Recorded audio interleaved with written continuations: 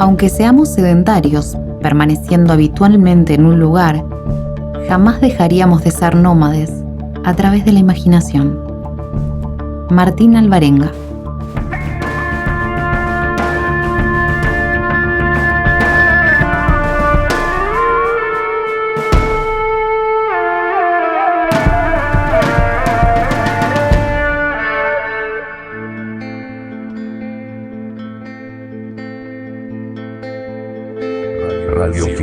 Radioficción por las noches.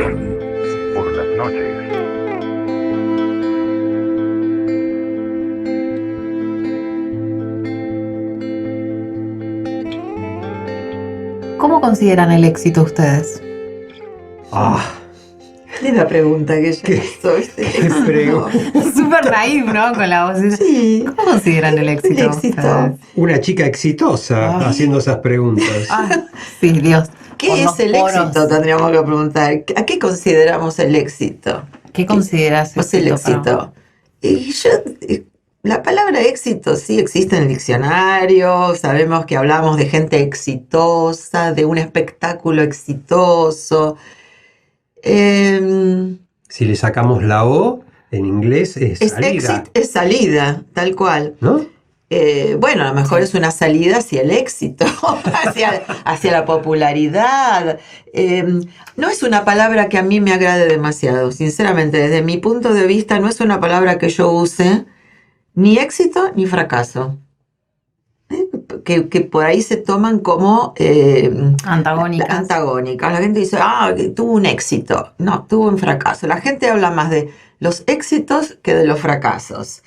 Y yo creo que los fracasos, como se denominan, que para mí son aprendizajes, no son fracasos, van a contribuir en algún modo a que algo se transforme eventualmente en lo que se llama un éxito, que sería llegar a un objetivo en el cual uno se siente que ha logrado lo mejor que pudo haber logrado en ese momento y que los demás lo recepcionan.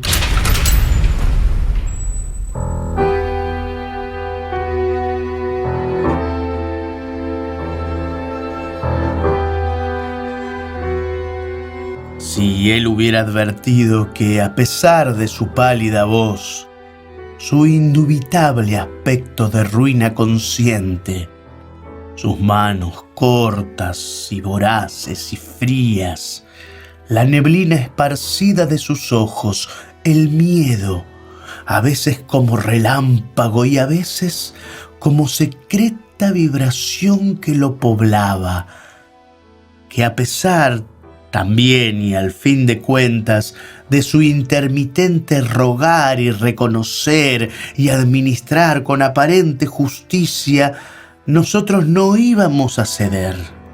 Nosotros íbamos a cumplir con alta y reglamentada exactitud la finalidad que perseguíamos. Si él hubiera sabido que la chola no estaba del todo convencida de la eficacia del protectorado que él, a veces con desenvoltura y sencillez y a veces con ampulosidad, le prodigaba, y que tarde o temprano ella iba a caer en tentación de reanudar la vida fuerte y libre, si hubiera sabido además, y al fin de cuentas, que no solo la chola, sino que cualquiera que necesita vida fuerte y libertad, entrega por ese beneficio, sin mucho remordimiento, lo más que pueda tener al alcance de la mano. Si él hubiera sabido, entre otras cosas, y con particular importancia, que un código es un código y que cuando viene de afuera debe acatarse y avalarse si se lo acepta y destruirse y levantar otro sobre sus escombros si se lo deniega o combate. Que si alguien es capaz de elaborar su propio código, lo debe hacer con miras a auspiciarlo, se trate en caso de vida o muerte, de pérdida o de ganancia, cabales y responsables. Si hubiera sabido, además, y al fin de cuentas, la sana y auténtica intención que traíamos nosotros, que no vamos ahora a pretender pasar por santos, pero que sí tenemos dignidad y entereza y valor, sobre todo valor, y que sin el menor empacho de una forma de vida pasamos a otra y adoptamos por ley la condena del arrepentimiento y del remordimiento y creemos, como otro cree en Dios o en la política, que un acto es una cosa muy seria, como quien salta de la dársena al buque en movimiento, sabiendo ya que dársena y buque se ordenan en distinto tiempo, y que lo que para uno es final, para otro es principio. Y con todo no se arrepiente. Si él hubiera sabido que lo que se dice debe tener un mínimo de coincidencia con lo que se hace, porque de otra manera cada palabra se convierte en un instrumento destinado a sonar y que no suena, en un oído ensordecido perpetuamente, en una cosa parecida a tener el impermeable en la tintorería un día de lluvia. Si hubiera sabido, además, y al fin de cuentas, que cada uno en sí lleva la culpa de lo que le pasa, y que achacar a los de afuera es una cosa fea y hasta de bajo sentimiento, y que si bien nadie con ocupación permanente busca el perjuicio de los demás, procurando el provecho propio debe sacrificar los provechos ajenos. Y que cuando existe pugna de necesidades, va a salir gananciosa la que esté protegida por más fe.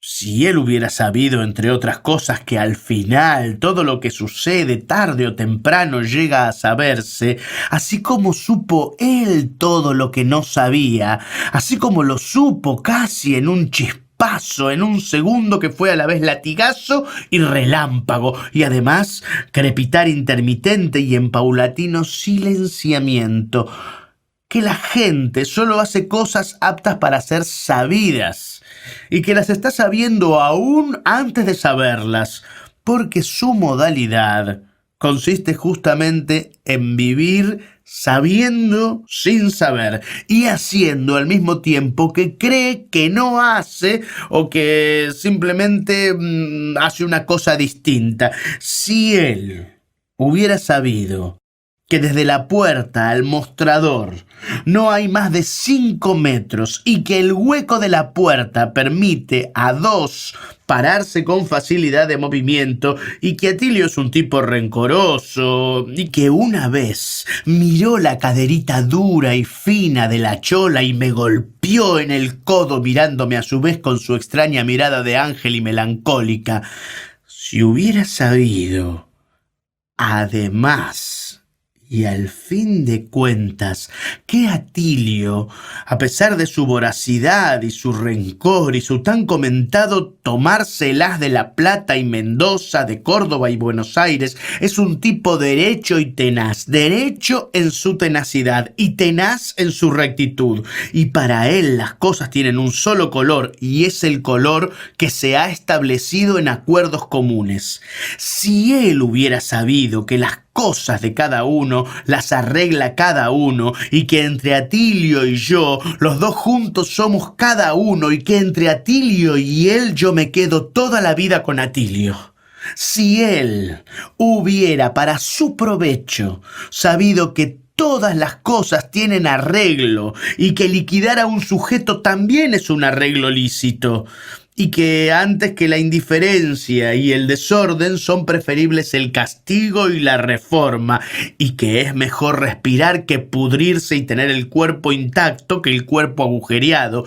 Si él hubiera sabido, además, y al fin de cuentas, que desde 5 metros de distancia se revienta un mate de un tiro hasta por casualidad, y que si en vez de un mate se trata de una persona y para colmo ancha, se le puede reventar no ya por casualidad, sino que hasta pensando en otra cosa, y que el que está en un sitio no puede estar en otro, y que el que está en un sitio a salvo no puede estar en otro a tiro.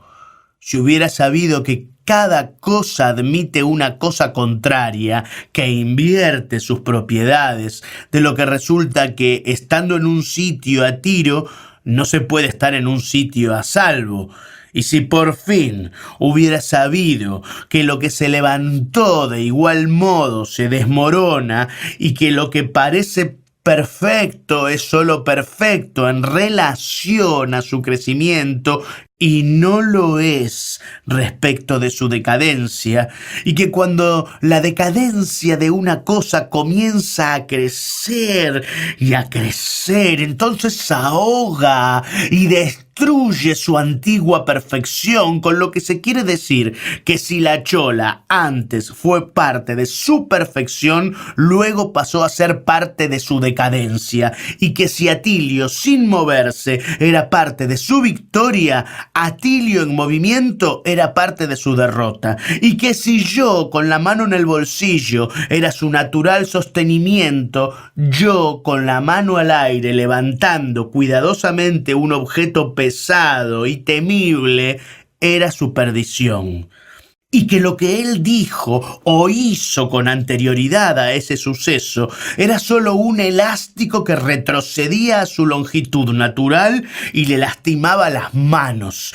Entonces, él no habría, primero, permitido que la chola prefiriera a su compañía la vida fuerte y libre. Segundo, que Atilio creyese que toda la vida fuerte y libre era su patrimonio. Tercero, que yo diese la razón a Atilio. Cuarto, que la chola y Atilio se solazaran en compañía y a sus espaldas.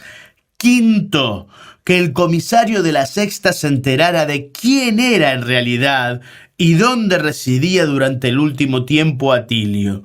Sexto, que Atilio se enterara por cuál vía se enteró el comisario de la Sexta de su identidad y alojamiento.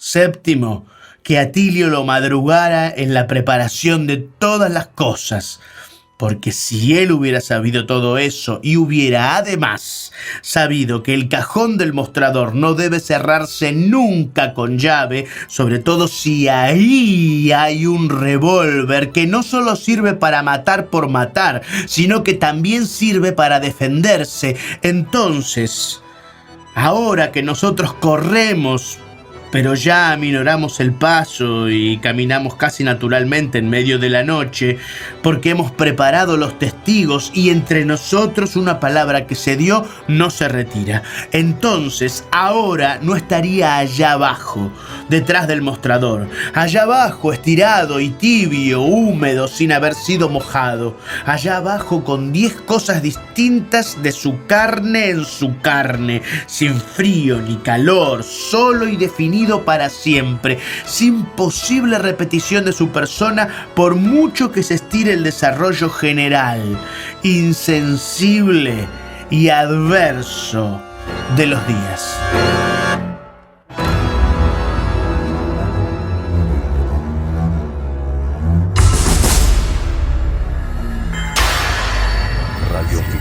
Radioficción por las noches.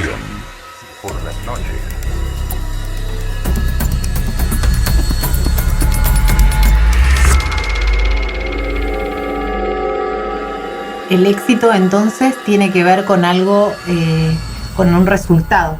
El éxito o el fracaso están íntimamente relacionados con un resultado, ¿no? Y con expectativas. Sí, para mí sí, porque no necesariamente tiene que ser algo, digamos, un evento público. ¿Qué pasa con nuestras propias vidas?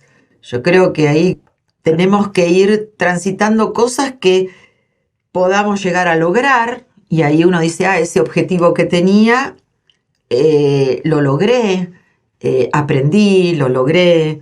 Y bueno, a eso muchos le llaman éxito. Eso Ahora, es lo que yo siento. Si el éxito es lo que me pasa a mí, es bárbaro. Si el éxito es lo que te pasa a vos, bueno, no es tan importante. Claro, ahí ya podemos introducir la envidia. ¿Qué es para vos la envidia, Quique? A ver, Claro. la envidia es un Porque sentimiento que nunca el se... éxito, no, pero digo, pero el éxito o el fracaso Sí. es exactamente lo mismo girado 180 grados. Sí. Lo que pasa ¿Qué es que... medimos con eso? ¿Qué es lo que se mide? A ver, comprar facturas el domingo a la mañana y comer rico un día de invierno, un desayuno con facturas, eso es un éxito. Bueno, café con leche, con media luna, es un domingo a la mañana, es un éxito. ¿No? Digo. ¿Y cuál es la depende- diferencia con placer, entonces? Es Bueno, una gratificación es por ahí. gratificante. Es Sí. gratificarse, sentirse bien o feliz, según lo que ingieras en ese momento. Por ejemplo, o un éxito es alcanzar algo, una meta, algo que querías, que deseabas, y después, a partir de eso, el éxito es efímero. Es efímero. Dura lo que dura la emoción por haber conseguido eso que queríamos. Por eso digo que hay una meta a alcanzar, hay un resultado a obtener y hay una Tal cual, expectativa. tal cual. Aparte- O sea que la existencia es muy corta. Y sí. Sí. Aparte hay Sí. éxitos. El estado de éxito es un estado del ser y es muy corto. A ver, también sabemos que hay éxitos que se fabrican.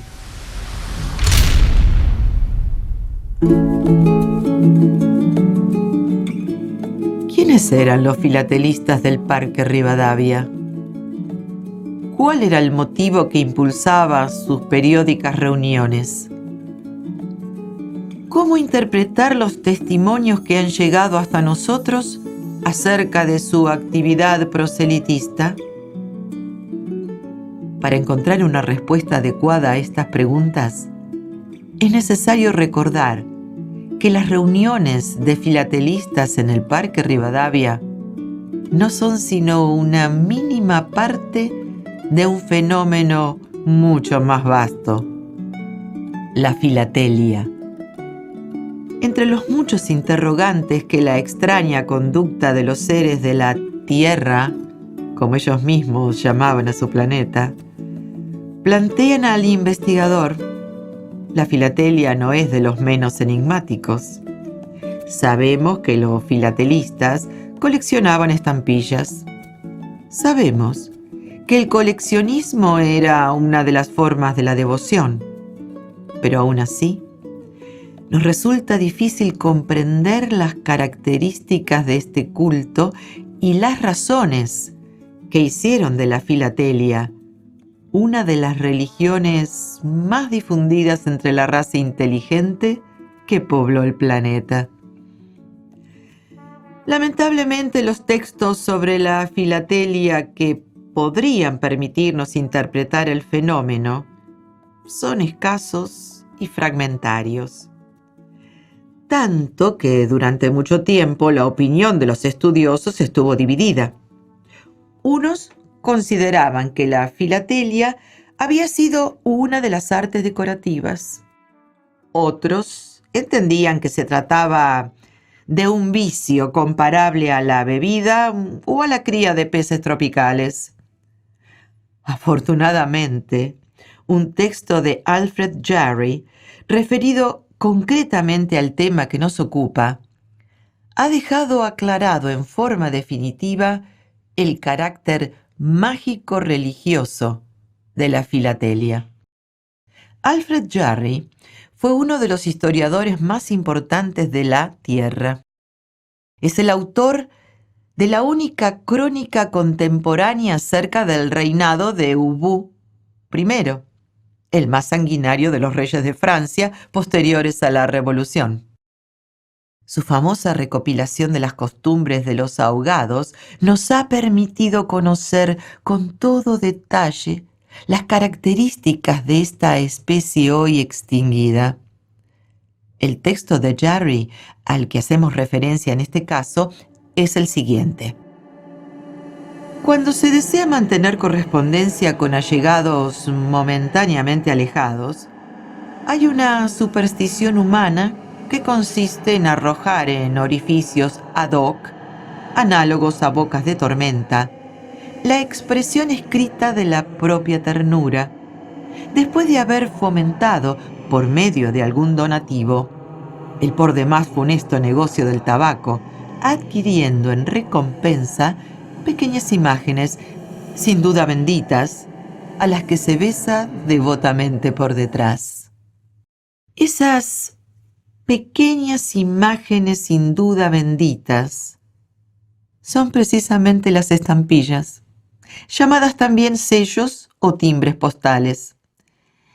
Si bien este texto despeja la incógnita sobre la verdadera significación de la filatelia en tanto adoración de las estampillas, abre también nuevos interrogantes a la investigación. Así, por ejemplo, la relación entre el tabaco, las bocas de tormenta y los sellos postales es uno de los problemas que ocupan hoy a los investigadores que, en el campo de la historia de la medicina humana, estudian las múltiples propiedades terapéuticas del hábito de fumar. Las estampillas estaban hechas de papel. Las más comunes tenían forma cuadrada, pero las había también rectangulares, triangulares y hasta hexagonales. Todas, sin excepción, tenían forma geométrica. Es posible inferir de este hecho el parentesco espiritual entre los filatélicos y la secta de los euclídicos. Esta inferencia se apoya además en el título que recibía entre los filatélicos la máxima jerarquía sacerdotal. En efecto, ha llegado hasta nosotros uno de los libros sagrados llamado Manual Práctico de Filatelia, utilizado seguramente para instruir y catequizar a los nuevos adeptos. El manual define la gradación sacerdotal de la secta. A los nuevos adeptos se los llamaba principiantes. Algunos de entre los principiantes llegaban a transformarse en coleccionistas avanzados. Los más afortunados o los más viejos de los coleccionistas avanzados eran los filatelistas propiamente dichos. Entendemos que esta es una jerarquía equivalente a la del paralelogramo propiamente dicho, sacerdote de los euclídicos. El prólogo del manual vuelve a confirmarnos en la certeza del contenido religioso de la filatelia y se extiende sobre la función catequizadora del libro mismo. Al término de la lectura de este manual, el principiante estará capacitado para entrar de lleno a formar parte de la legión de devotos coleccionistas de estampillas. Es interesante analizar el medio que lleva al ascenso dentro de la jerarquía sacerdotal. El coleccionista avanzado, a través de años de estudios y constante manipuleo de sellos, se transforma en experto y especialista en sellos postales, o sea, filatelista propiamente dicho. Se trata de un típico proceso de magia osmótica. El objeto consagrado, en constante contacto con los dedos del coleccionista, llega a transferirle parte de su poder. Sin embargo, no está probado que la religión postal permita el contacto directo entre hombre e imagen sagrada. En efecto, entre los objetos del culto que se encuentran asociados al ritual del intercambio, uno de los más importantes de la secta, hay diversos tipos de pinzas utilizadas para manipular las estampillas sin necesidad de tocarlas con los dedos. Sabemos que ese manipuleo de las estampillas se realizaba con enorme delicadeza, a fin de no dañar su frágil estructura, y también como una muestra de reverencia. ignoramos aún en qué residía el poder sagrado que inspiraba tal reverencia. Las teorías que sostienen que dependía de la imagen impresa en la estampilla han fracasado en sus intentos de clasificar los temas de acuerdo a su poder relativo. Esos temas eran de una exorbitante y arbitraria variedad. Sin embargo, de acuerdo a la información que nos brindan los libros sagrados, solo algunas estampillas están dotadas de poder, mientras que otras son despreciables. Las escrituras indican que los filatélicos despreciaban, en la mayor parte de los casos, aquellos sellos que hubieran perdido la llamada goma original, que es, según nuestras investigaciones, el estado de gracia previo a la caída en el pecado original. Suponemos que dicha goma original se encontraba simbolizada en el reverso de las estampillas. Recordemos lo que decía al respecto el revelador texto de Jarry. Pequeñas imágenes, sin duda benditas, a las que se besa devotamente por detrás. Teniendo en cuenta estas observaciones previas acerca de la filatelia en general, podremos aproximarnos nuevamente a la visión de detalle y analizar los testimonios coincidentes sobre las reuniones de filatélicos en el Parque Rivadavia. Esas reuniones se realizaban un día por semana, es decir, una vez cada 7 revoluciones de la Tierra alrededor de su eje. Los filatélicos se reunían alrededor de un gigantesco vegetal llamado ombú. Ahora bien, ¿qué es el Parque Rivadavia? Para saberlo, tenemos que considerar su ubicación en la zona de la corteza terrestre que fuera llamada Argentina. La Argentina se caracterizaba por sus pampas, extensiones de terreno llano cubiertas de especies vegetales de poca altura, cuyo árbol típico era precisamente el ombú. La descripción coincide en todas sus características con los datos que conocemos del Parque Rivadavia. Podemos pensar entonces que se trataba de una pampa pequeña o pampita. Por otra parte, la pampa y el ombú son 2 elementos que se asocian inmediatamente con una cierta especie humana que habitaba esa región, el gaucho. Con toda evidencia, aquellos hombres que se reunían alrededor del ombú para intercambiar imágenes sagradas eran filatelistas gauchos de las pampas. De acuerdo a un fragmento de ordenanza municipal con el que contamos, en el Parque Rivadavia estaba estrictamente prohibida la compra y venta de estampillas. Solo se permitía el ritual de intercambio. Sin embargo, muchos herejes compraban y vendían.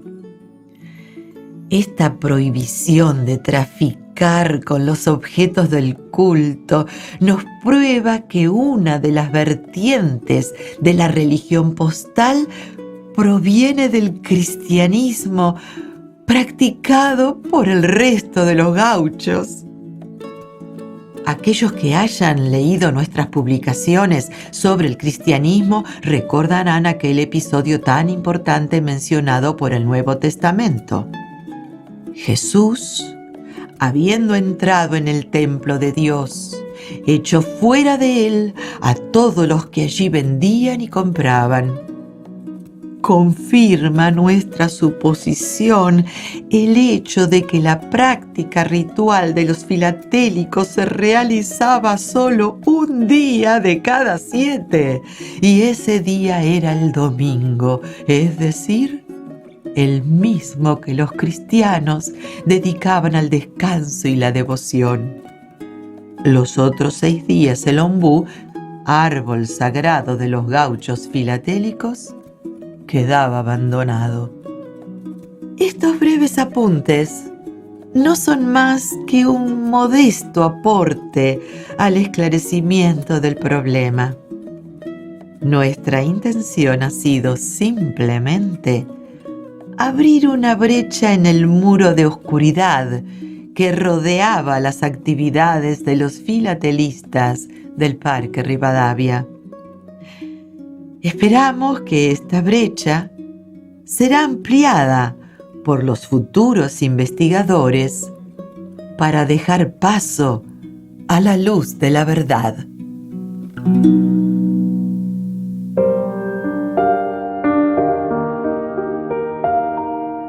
Radioficción por las noches.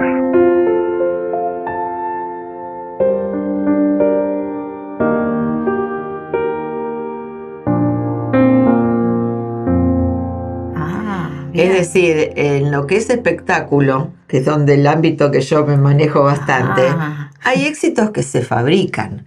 O sea, no necesariamente si el teatro está lleno, y no lo hablo por la hora en que estoy ahora, que por ahora se llena sola. Que por ahora es muy exitosa. No, por ahora se llena sola, pero hay muchos teatros que te ponen el cartel exitosa obra, éxito de allá, y sabemos, por otro lado, de que hay muchísima gente invitada por parte de los productores para que se llene el teatro, y no es tal esa demanda de entradas como que hay que aparentar algo para que no el nombre de esa persona o de esas personas que estén en las luminarias no quede como un fracaso.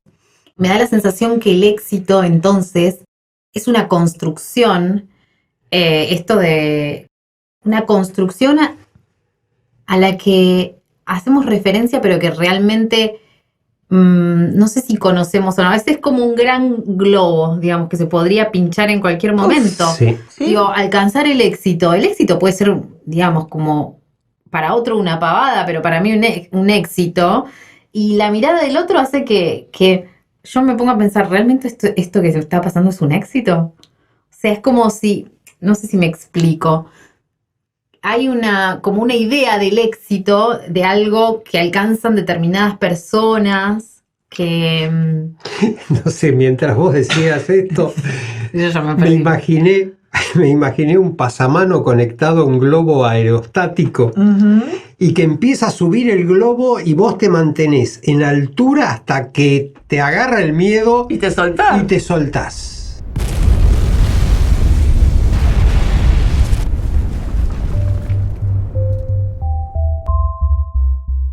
Localización. Se ubica en la mitad este de la manzana BB34 del barrio de las Piedrecillas Azules, sobre la calle Miguel Ángel Sepúlveda. Historia y descripción general. El hospicio ocupa la mitad este de la manzana. Es un edificio de 3 plantas, macizo, hecho de piedra. Impresiona por su solidez más que por su belleza o sus detalles arquitectónicos, que son mínimos. Las ventanas están dispuestas a espacios regulares y son más altas que anchas, con un cierto aire gótico, aunque carecen de su estilo y delicadeza. La mayoría de ellas son opacas y algunas poseen vitrales. En cada una de las 4 esquinas hay unas torres achatadas con ventanas que parecen ser utilizadas como observatorios, pues en algunas noches claras parece haber gente allí que contempla los cielos con telescopios. La única puerta de acceso es un grueso portón de roble de 2 hojas con refuerzos de hierro. A cada lado arden lámparas de aceite durante noche y día. Las puertas no tienen llamadores, ni timbres, o campanas de alguna clase. Inútil es golpear las sólidas puertas, pues nadie las abre. En el centro de la hoja de la puerta izquierda hay una ranura que se confunde con un buzón. El paciente o sus acompañantes deben colocar allí una moneda, una simple moneda.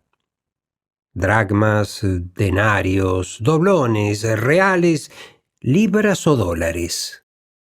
Un mísero centavo o un grueso sol de oro. Las monedas deben estar acuñadas. Es el único requisito. No importa la fecha, el año, la denominación o el cambio.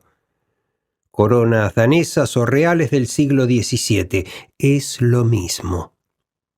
Cada necesitado de ayuda debe dejar una moneda, y es entonces cuando la puerta derecha se abre hacia afuera, sin ningún sonido.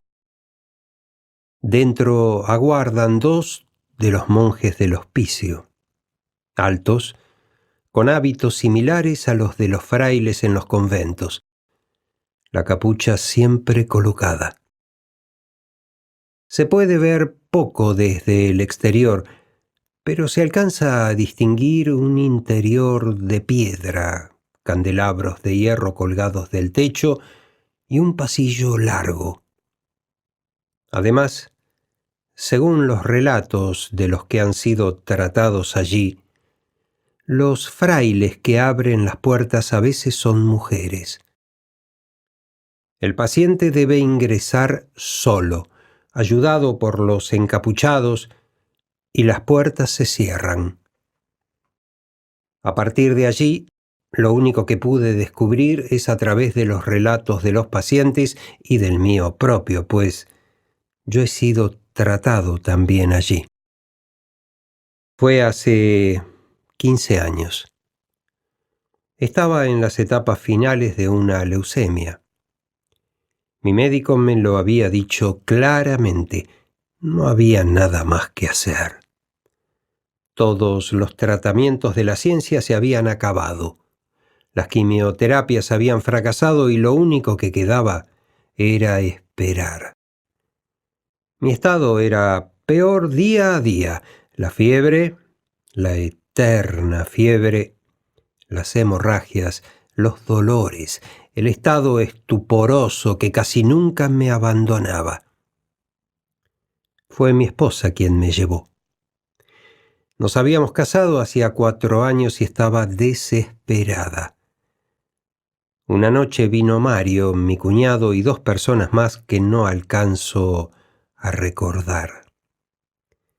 Me envolvieron con frazadas y me llevaron hasta el auto. No recuerdo nada del viaje, que duró una eternidad, pero finalmente apagaron el motor. Me bajaron del auto y me quitaron las mantas. Me ayudaron a ponerme de pie, me pusieron una moneda en la mano y me hicieron colocarla en la ranura. Yo temblaba por la fiebre, pero después de algunos intentos pude hacerlo. La puerta se abrió. Dentro había 2 encapuchados que se apuraron a sostenerme. Mi mujer se dio media vuelta y se fue sin decir nada. Las puertas se cerraron y mi conciencia también. Mis recuerdos se fragmentan a partir de allí. Recuerdo que un hombre, muy bajito, se acercó a mi lado y me dijo en un español muy rústico: «Tienes la sangre envenenada». Volví a dormirme. Recuerdo un olor muy desagradable, una mezcla de pimienta y amoníaco. Recuerdo el fuego en mi frente. Recuerdo una niña que me ponía algo en la frente. ¿El fuego? Y me susurraba al oído: Sisvorn atela Sisvorn milandir. Recuerdo el sonido de los cascos de un caballo a mi lado. Recuerdo un grito muy fuerte y haber despertado en un invernadero. Miles de plantas se elevaban hacia el techo de cristal inundado de sol. Algunas plantas tenían flores y éstas se movían.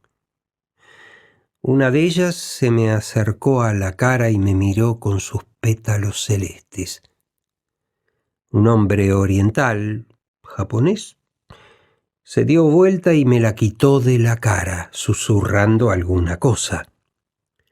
En su mano sostenía un niño por los pelos. Y un día desperté. Era una cama de sábanas blancas. A mi lado había una cama vacía, pero al girar la cabeza vi a una monja, enfermera, que asistía a alguien. Estaba en una sala grande con 2 hileras de camas colocadas contra la pared de ladrillos y candelabros en el techo. La mayoría estaba vacía, pero en algunas pude distinguir ocupantes sin llegar a reconocerlos. Por primera vez en muchos meses, una sensación olvidada se había apoderado de mí. Hambre. Tenía un hambre feroz, hambre de carnes, de fiambres, de guisos humeantes, de cerdos asados. Todo mi cuerpo reclamaba carne, sangre, vísceras rellenas con más vísceras. Ya me había olvidado de la última vez que había sentido tanta hambre. La enfermera, monja, se dio vuelta y me vio despierto. «Grusgrot, despertar al fin», me dijo, aunque sonó como un fespertar más que despertar. Me sonrió y fue hacia uno de los extremos de la sala. Quise levantarme y decirle que tenía hambre, pero aún estaba muy débil y moverme era un esfuerzo agotador. Al rato apareció un extraño personaje. Medía poco más de 1,5 metros y llevaba una especie de toga púrpura. Era totalmente calvo y oriental. Lo supuse chino, no sé por qué. «Bienvenido», me dijo sin ningún acento apreciable. «¿Tiene hambre?» Asentí con la cabeza lo más vigorosamente que pude, aunque no era mucho. «Vendrán a traerle algo pronto. Todavía no está curado, pero falta poco. Su sangre aún tiene restos del veneno, pero lo sacaremos. Poco a poco. Tenga fe». Y al instante siguiente no estaba. Debí quedarme dormido, pero al cabo de unos minutos una de las monjas enfermeras me ayudó a sentarme en una silla de ruedas y me llevó a uno de los extremos de la sala. Abrió la puerta y comenzamos a recorrer algunos pasillos altos y oscuros. Todas las ventanas tenían los cristales teñidos de violeta, pero pude notar que afuera era de día. Finalmente llegamos a un recodo y al girar ya estábamos en un gran invernadero. La monja me acercó a una mesa que había en el centro y me dejó allí. Puso delante de mí un cuenco de madera y sirvió un poco de agua de una jarra de piedra. Luego llevó el cuenco hacia una de las plantas y comenzó a hablarle. Era un arbusto grande, tupido, de hojas largas, entre las que había flores de color turquesa. Una de las flores se asomó a través del follaje y derramó unas gotas sobre el cuenco. Ella volvió a traerme el cuenco, al que agregó una cuchara de madera. «Bebe». «No, quiero carne, tengo mucha hambre». «Bebe», insistió ella, llenando la cuchara y llevándomela a la boca como si yo fuera un niño. Nunca volví a probar nada igual.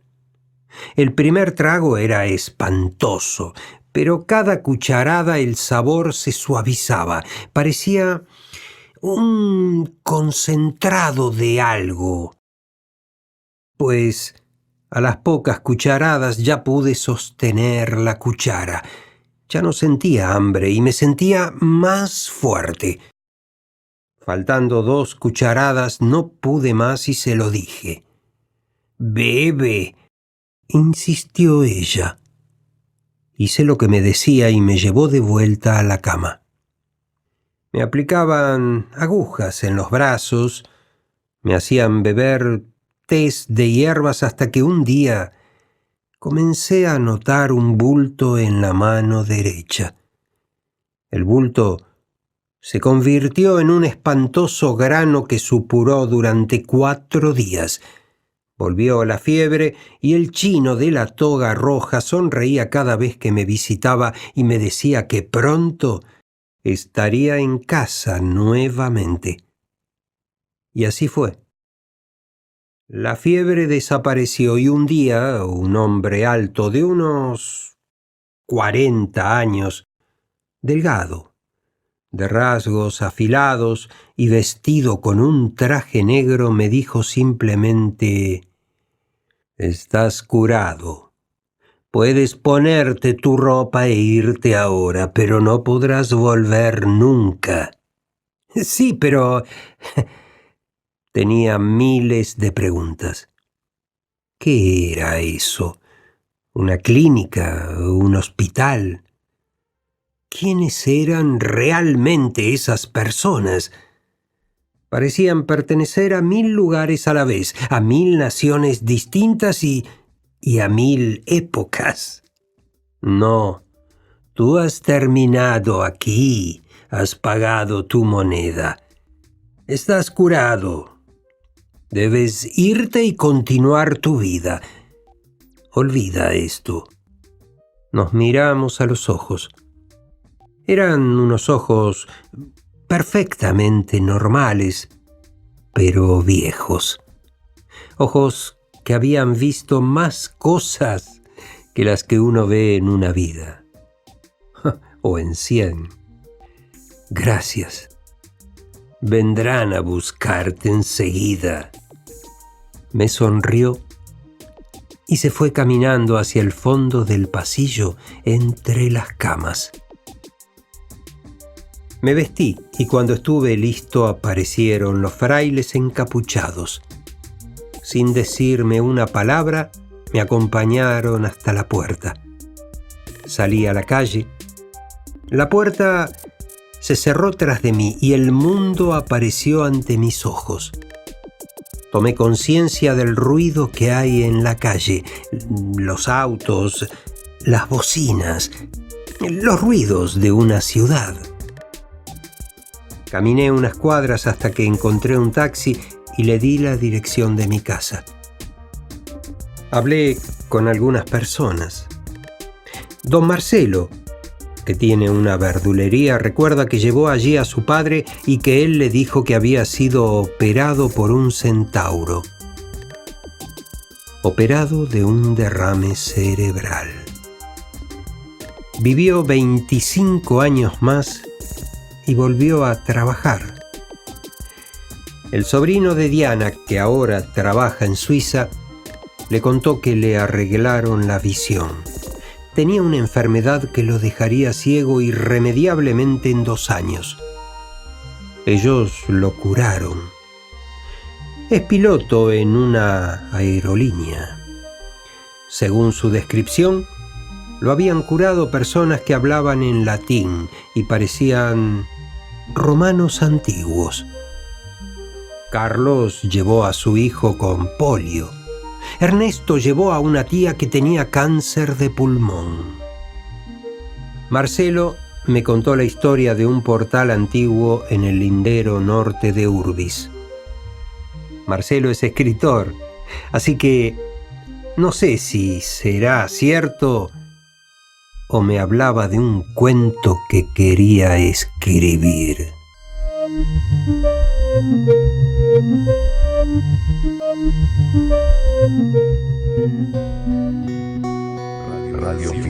Radioficción. Por las noches. Por las noches.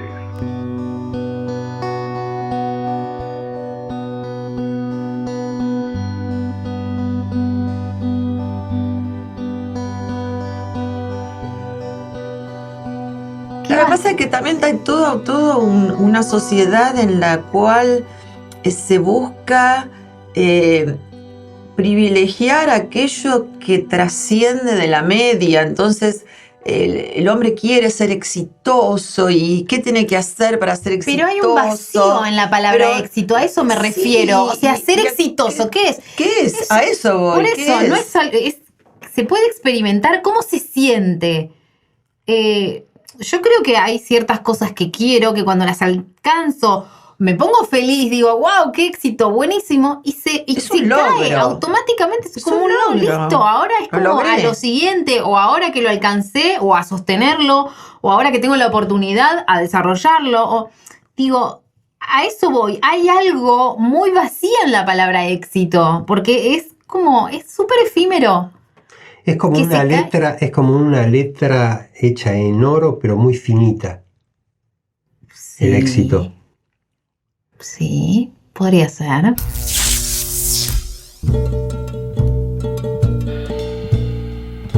La galería con la escalera llena de ruidos, pese a la moquette, y la gente en la planta baja exactamente era una colmena con muchos zánganos, y las mujeres abejas reinas, tal como le hubiera gustado a Maeterlinck.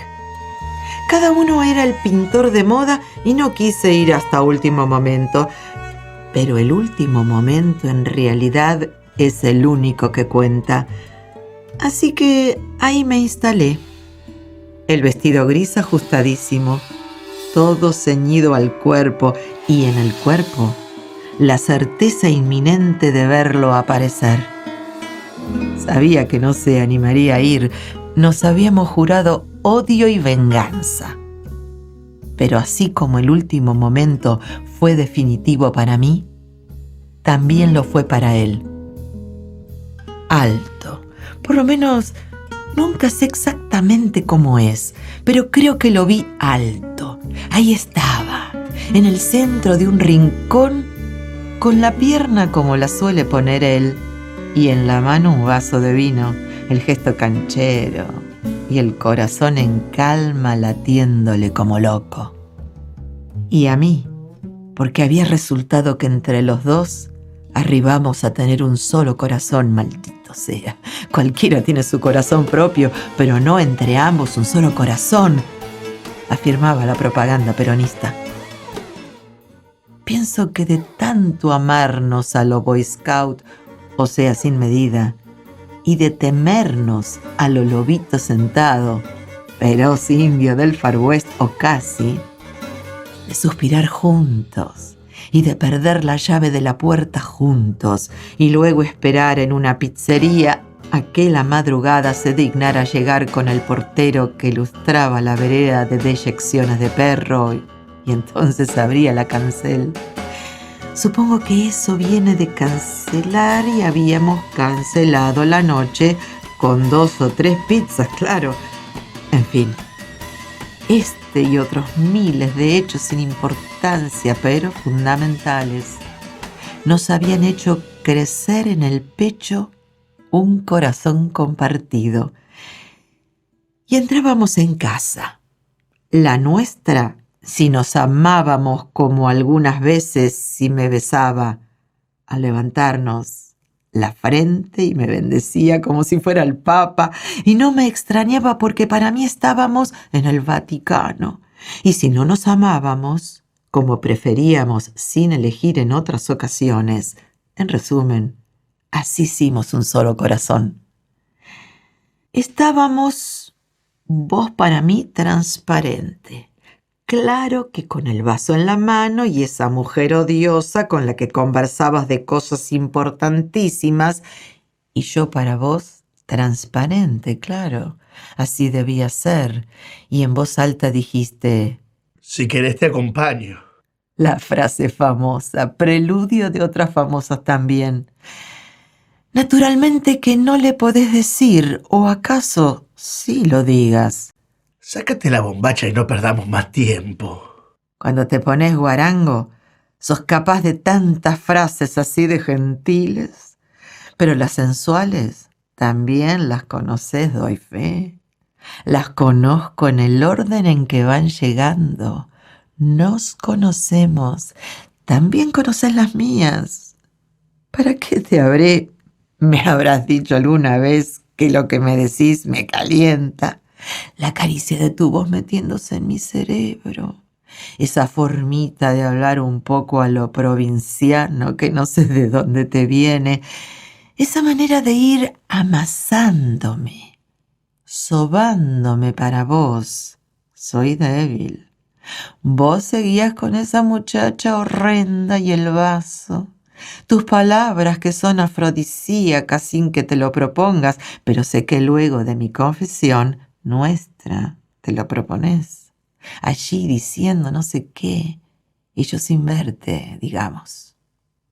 No me acuerdo cómo había empezado esta pelea.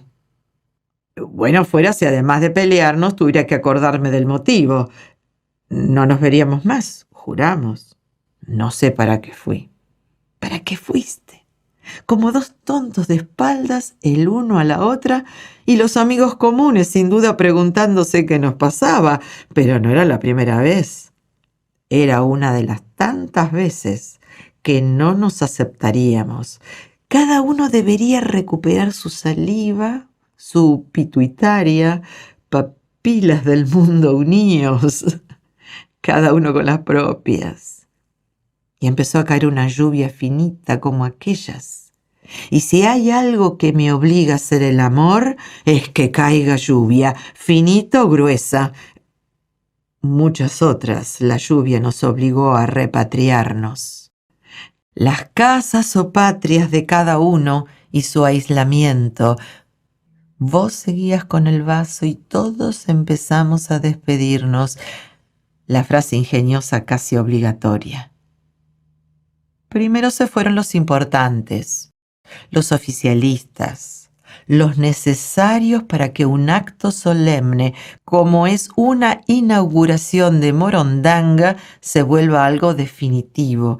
Después elegimos sitios para comer mal y barato y mansamente nos fuimos yendo. Le tomaste el brazo a esa mujerucha. Estaba escrito.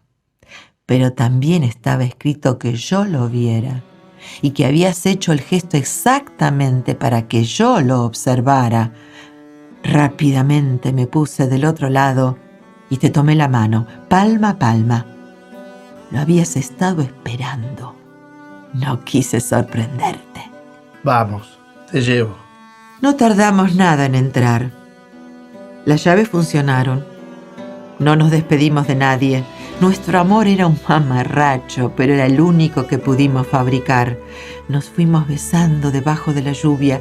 Esa condenada insistía en caer. Nos sentamos en el suelo. En una voz inaudible comenzaste con las palabras del caso. Me ascendían por el cerebro. Me licuaban cada neurona con efecto de aspiradora. Creo que me abrazaste muchas veces. Esas cosas a las mujeres nos preocupan poco. Nos abrazan los hombres y basta. Fue basta muchas veces. Se te había acabado la piel. ¡Qué extraño! Bajo la lluvia, dos huérfanos, dijiste. Igual que un tango. Buenos Aires a veces se muere. Se entreteje y cruje como un bicho canasto. Las ventanas se abren infinitamente iluminadas y los que saben cantar, cantan.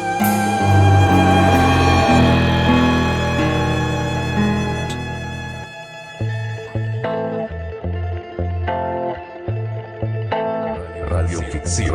Radioficción. Por las noches.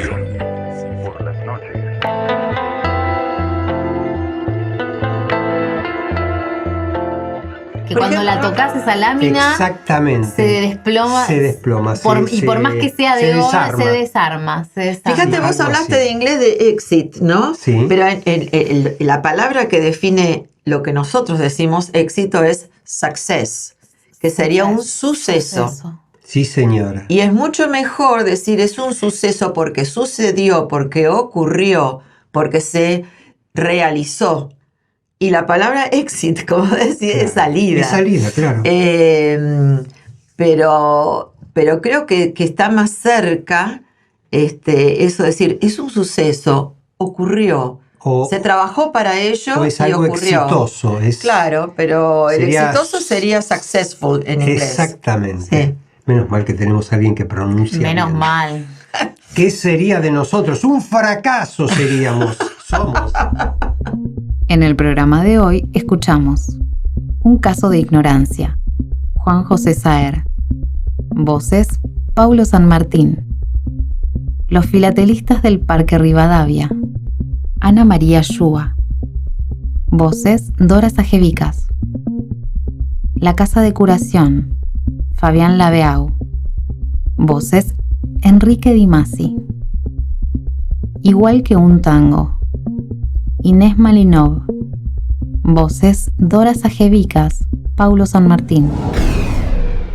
Contactanos en www.facebook.com/radioficción por las noches o a nuestro email radioficcionporlasnoches@gmail.com.